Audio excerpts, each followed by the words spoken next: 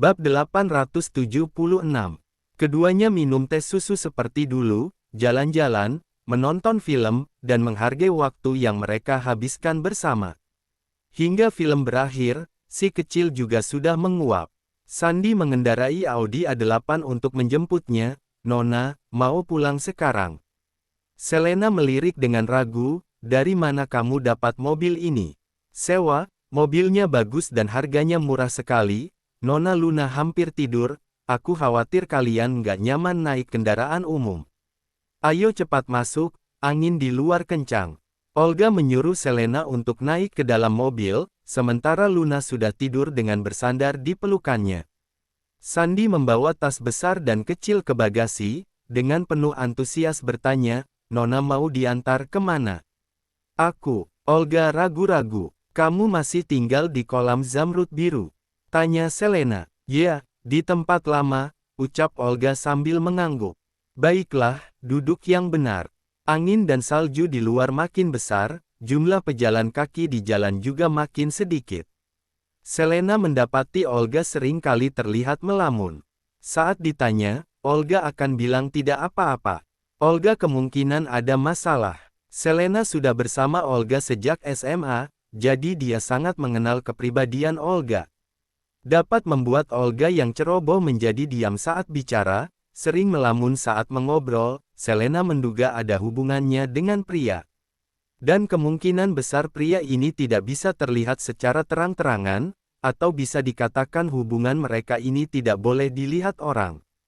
Dulu Olga mengejar Zaki dengan penuh semangat, dia ingin mengumumkan perasaannya kepada seluruh dunia. Olga tidak ingin mengatakannya, Selena juga tidak boleh mendesaknya.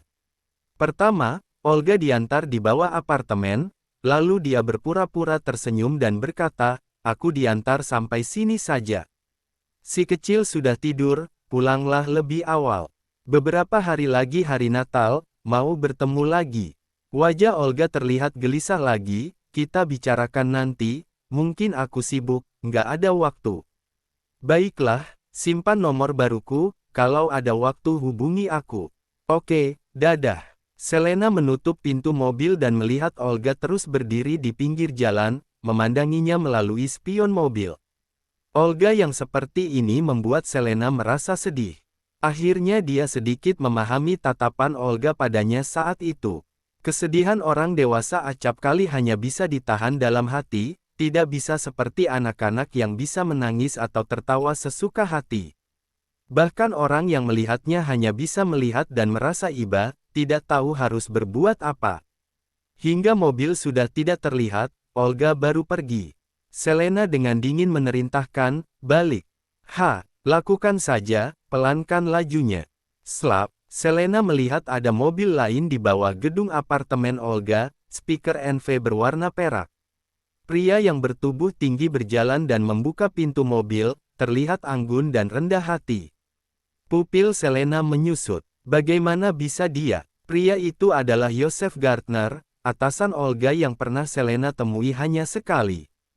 Jika si pria adalah Joseph, Selena bisa memahaminya. Hubungan terlarang antara asisten dan atasan memang tidak pantas untuk diketahui orang lain. Tentu saja jika mereka memang saling mencintai, tidak akan ada duri di jalan cinta mereka. Entah apa yang diperbincangkan oleh Joseph dan Olga. Olga bersemangat saat melihat Joseph, lalu langsung pergi ke taman bunga di samping dan mengambil sepotong batu bata, dengan sikap yang seperti akan berakhir bersama. Joseph dengan cepat meraih dan menarik Olga ke dalam pelukannya, lalu menciumnya di samping mobil. Salju turun di sekitar mereka berdua. Olga melemparkan batu bata yang ada di tangannya ke tanah, terlihat dua garis air mata di wajahnya, tetapi dia tidak mendorong pria itu. Selena menarik pandangannya kembali, "Kita pergi." Olga sudah merasakan cinta sejati. Namun, dalam hubungan, siapa yang jatuh cinta lebih dulu, maka dialah yang kalah. Bab 877. Selena pulang tanpa berkata sepatah kata pun. Di dalam pikirannya selalu muncul gambaran masa lalu ketika dia dan Olga masih menjadi pelajar. Jika pada saat itu mereka tahu nasib mereka di masa depan, apakah mereka akan tertawa lebih bebas? Begitu mobil sampai di rumah, Sandy sangat bertanggung jawab dengan menggendong si kecil terlebih dahulu. Selena tidak segera pulang. Dia berdiri di bawah lampu jalan sembari memandangi salju yang turun dan larut dalam pikirannya. Aku tahu kamu di sini. Di belakang lampu jalan, seseorang keluar. Harvey melihatnya dari jauh. Saya sudah bilang, tidak akan mengganggu hidupmu. Keduanya saling menatap. Selena menatap mata pria itu, tetapi malah mendapati bahwa dirinya sama sekali tidak bisa menyelam ke dalamnya. Terima kasih buat masalah malam itu. Entah apa yang terjadi di antara keduanya, jika bukan karena dia berlari dan segera menemukan uang untuk menebus Selena, hidupnya akan berakhir di tangan iblis-iblis itu. Aku yang gagal melindungi Nona. Dia kemungkinan berdiri di sana dalam beberapa waktu. Lapisan salju putih tebal bertebaran di bahu dan rambutnya. Selena berjalan perlahan mendekatinya. Harvey merasa cemas. Harvey tidak yakin apakah Selena sudah menebak identitasnya. Dia tidak bisa menebak apa yang akan Selena lakukan jika tahu identitasnya. Di malam yang sunyi tanpa ada orang yang lewat, dengan cepat permukaan jalan menjadi tertutup oleh lapisan es yang tebal. Selena menginjaknya dengan suara, kres, kres. Jantung Harvey juga berdegup kencang seiring suara salju yang turun. Selena berjalan mendekatinya, mengangkat tangan untuk menyeka salju yang menempel di bahunya. Selena ini, aku sudah buat janji, besok akan pergi ke bank. Nona mau ngapain? Kirim nomor kartumu padaku, aku akan membayar gajimu selama beberapa waktu ini. Harvey menatap dengan serius, jadi, Nona nggak butuh aku lagi. Begitu aku pakai uang di buku tabungan, dia pasti akan tahu, kalau saat itu tiba, aku nggak bisa lari kemana-mana, dia juga nggak akan melepaskanmu. Gio, pergilah, makin jauh makin baik. Harvey baru menyadari pengaruh dirinya terhadap Selena sudah sangat mengakar, bagaikan setan yang selalu mengikuti dan meninggalkan bayangan psikologis pada Selena. Dia masih berada di Afrika sekarang, kamu juga sudah berpura-pura mati begitu lama, dia nggak akan tahu. Nona, sekarang kamu nggak aman, kamu membutuhkan perlindunganku. Tenang saja, aku akan berada di kegelapan, dijamin nggak akan muncul di duniamu dan menambah masalah bagimu. Selena menghela napas panjang saat melihat tatapan merendahkan diri di mata Harvey. Aku sudah memutuskannya. Dia tidak ingin menyeret Gio ke dalam kekacauan ini. Nona, carilah tempat yang aman untuk menjalani hidupmu dengan baik, nikahilah gadis yang rajin. Kalau aku punya hari berikutnya, aku akan sangat berharap bisa bertemu denganmu lagi. Selena tersenyum lembut kepadanya, Gio, kamu ini orang baik. Kita akhiri sampai di sini saja, aku akan melanjutkan perjalanan selanjutnya. Usai berkata demikian, dia berbalik dan pergi tanpa menoleh lagi. Nona, kamu pernah suka padaku, enggak? Meski cuma sedikit, tanyanya dari belakang. Langkah Selena terhenti, dia menundukkan kepala dan melihat jejak langkah yang dia pijak di bawah kakinya. Enggak pernah. Maaf, aku enggak akan jatuh cinta lagi selama hidup ini. Harvey memperhatikan Selena berjalan di salju yang lebat, hatinya seperti tertusuk duri, sakit begitu disentuh. Selena sekali lagi menghalangi kesempatan Harvey untuk dekat dengannya, memutuskan semua kemungkinan di antara mereka. Selena pergi dengan tegas, dia hanya berharap Gio bisa melupakannya dan memulai kehidupan barunya. Sedangkan dirinya, meskipun ada duri di depannya, dia akan tetap melangkah maju tanpa ragu. Bab 878. Selena kembali ke kamar dan di sana si kecil sudah tidur nyenyak. Dia dengan lembut membersihkan anaknya dengan handuk hangat. Saat pergi, dia menundukkan kepala dan kebetulan melihat seseorang yang berdiri di bawah lampu jalan. Pria tersebut adalah Gio. Seperti orang bodoh berdiri di sana dan melihat arahnya sendiri, buat apa Gio melakukannya? Sejak zaman dahulu, rindu menyakitkan hati, mencari tetapi tidak bisa mendapatkannya. Selena hanya melirik sebentar, lalu menarik tirai. Karena tidak bisa memberikan apapun, maka jangan berikan kesempatan apapun kepada pihak lain. Sandy perlahan mendekati Harvey dan berkata, "Bos, Nyonya sudah tidur, kamu pulang saja. Aku mau di sini sebentar lagi." Harvey berdiri di tengah salju sembari menyalakan sebatang rokok, membiarkan badannya terhempas oleh angin dan salju. Dia baru pergi setelah menghabiskan satu batang rokoknya. Keesokan harinya, Selena menyerahkan anaknya kepada Sandy, sedangkan dia sendiri pergi ke bank untuk melakukan transaksi transfer besar. Dia sudah siap secara mental, mungkin dirinya tidak akan bisa keluar dari pintu bank.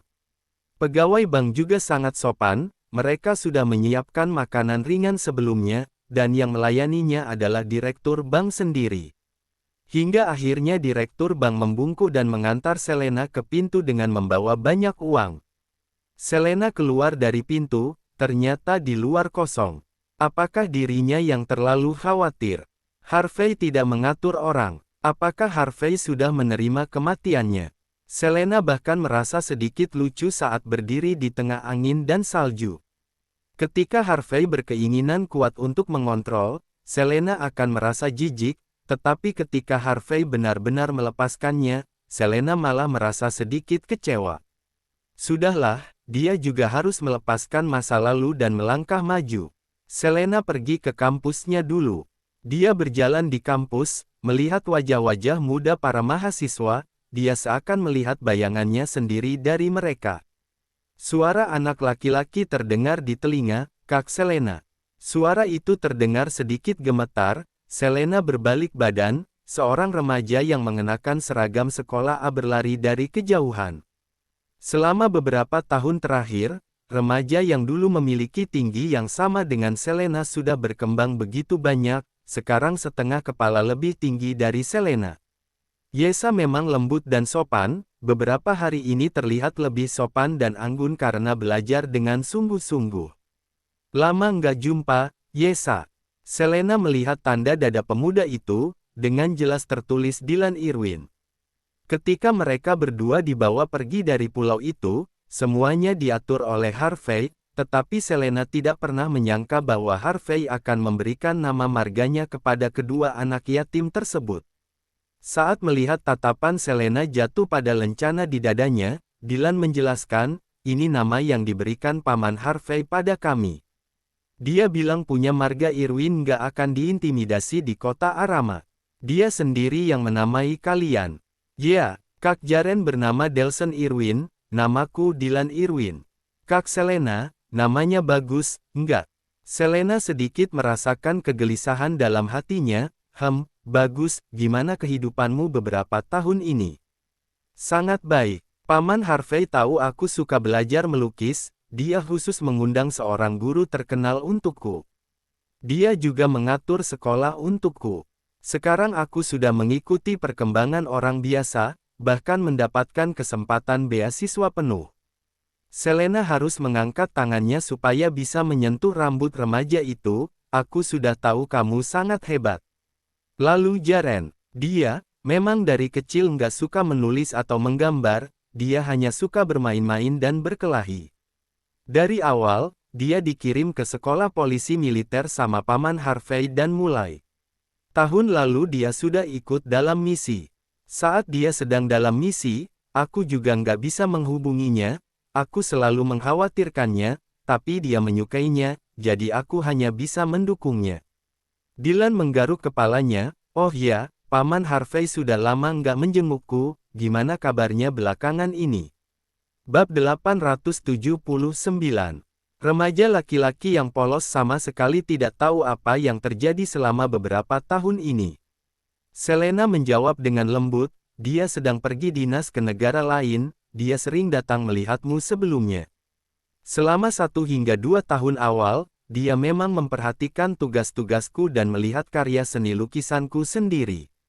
Tapi mungkin dalam 2 tahun terakhir ini dia sibuk, terakhir kali aku melihatnya sekitar setengah tahun yang lalu, dia jadi sangat kurus." Dylan menggaruk kepalanya, Kak Selena, aku nggak tahu perasaanmu pada Paman Harvey seperti apa. Awalnya aku pikir dia orang terburuk di dunia, tapi setelah aku berinteraksi dengannya, aku merasa meski dia nggak banyak bicara, dia termasuk pria yang peka dan bertanggung jawab.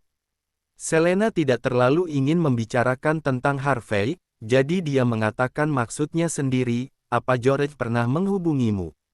Kak George, dia selalu muncul dan menghilang setiap hari, waktu aku baru masuk sekolah dia datang beberapa kali, tapi kemudian nggak ada lagi. Kamu bisa menghubungi dia, nggak? Dylan menggelengkan kepala, aku cuma punya kontak dia sebelumnya, tapi nomor itu sudah lama mati, aku juga nggak tahu dia sibuk apa selama 2 tahun ini, dia nggak pernah datang menemuiku. Selena merasa sedikit kecewa, Dylan yang khawatir pun bertanya, Kak Selena, apa terjadi sesuatu? Ada hal yang sangat penting ingin aku bicarakan dengan George. Begitu, ya. Gimana kalau kita kembali ke pulau untuk melihat-lihat? Selama beberapa tahun terakhir, Paman Harvey sudah membangun pulau kita dengan sangat indah, bahkan membuka jalur penerbangan khusus. Jalan-jalan baru juga telah dibangun di pulau ini, nelayan-nelayan menangkap ikan dengan lebih teratur, secara keseluruhan sudah berubah banyak. Kamu akan tahu kalau kamu ikut denganku untuk melihat-lihat keadaan di sana. Kamu nggak masalah kalau bolos sekolah. Selena melihat orang-orang yang memegang buku pelajaran di kejauhan. Aku sudah jadi siswa rekomendasi ke sekolah sebelumnya, mau sekolah atau nggak bukan hal penting. Ayo, aku bawa kamu pergi. Dylan seorang pemuda yang jarang bicara, sekarang telah mengalami perubahan besar, kepribadiannya menjadi lebih baik, tidak lagi murung, tetapi penuh dengan keceriaan. Ketika Selena membawa anaknya ke pulau, dia benar-benar terkejut dengan pemandangan di pulau tersebut. Dulu, pulau ini tidak hanya sulit dijangkau, bahkan tidak dapat memproduksi listrik sendiri, masih mempertahankan kebiasaan hidup dari gunung dan laut. Saat ini pulau ini mudah diakses, setiap rumah memiliki listrik dan akses internet. Jalan-jalan dipenuhi dengan jalan aspal yang bersih, bahkan beberapa rumah nelayan yang tua telah direnovasi dengan gaya biru dan putih seperti Santorini, Yunani. Tampak seperti surga dunia, romantis dan indah. Paman Harvey sungguh baik hati, sekarang orang-orang di pulau ini bisa tetap melaut. Bagi yang tidak ingin, Paman Harvey juga memberikan mereka berbagai pekerjaan, semua orang merasa hidup menjadi lebih baik. Begitu Selena baru saja tiba di pulau, beberapa ibu-ibu yang ramah langsung menariknya dan bertanya panjang lebar, juga memberikan permen kepada Luna. Semua ini adalah ungkapan terima kasih kepada Selena, jika bukan karena Selena, mereka tidak akan bisa hidup dengan baik. Bungalow yang dulu dia tinggali adalah yang terbesar di pulau itu. Dibangun seperti penginapan, bahkan ada kolam renang tanpa batas di atapnya. Bisa menikmati pemandangan laut yang menakjubkan dari sini. Aku dan kakak Jaren pulang kalau ada waktu luang, rumah baru ini sangat indah, kami selalu siapkan kamar buatmu, Kak Selena. Paman Harvey tahu kamu suka pohon sakura, makanya dia menanam banyak di sekitar rumah. Bulan Januari hingga Maret, tempat ini sangat indah. Hanya dengan membayangkan pemandangan itu saja sudah terlihat indah sekali. Selena ingin meninggalkan Harvey, tetapi dia malah mendapati bahwa pria itu telah merasuki setiap aspek kehidupannya. Ibu, panggil Luna sembari menarik-narik ujung bajunya. Selena mengangkat kepalanya. Dia melihat banyak bola merah doa tergantung di bawah pohon sakura yang besar di halaman. Angin berembus, kain merah berkibar diikuti angin. Selena mengambil beberapa lembar secara acak, di atasnya tertulis, istriku aman setiap saat. Bab 880. Selena sangat mengenal gaya tulisan ini, jelas ditulis oleh Harvey, pita merah berkibar di pohon sakura yang besar, setidaknya ada ribuan. Kak Selena, Paman Harvey yang menulisnya, aku yakin dia pasti sangat mencintaimu. Selena tidak banyak bicara, aku masuk dulu, mau melihat nenek. Nenek terlihat lebih muda, menunjukkan bahwa hidupnya menjadi lebih baik dan juga merasa aman. Begitu tahu Selena datang, nenek sangat ramah dan murah hati, langsung mengambil seekor ayam dari kandang ayam.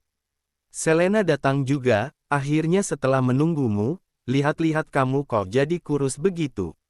Aku akan sembelihkan ayam untukmu agar tambah nutrisi.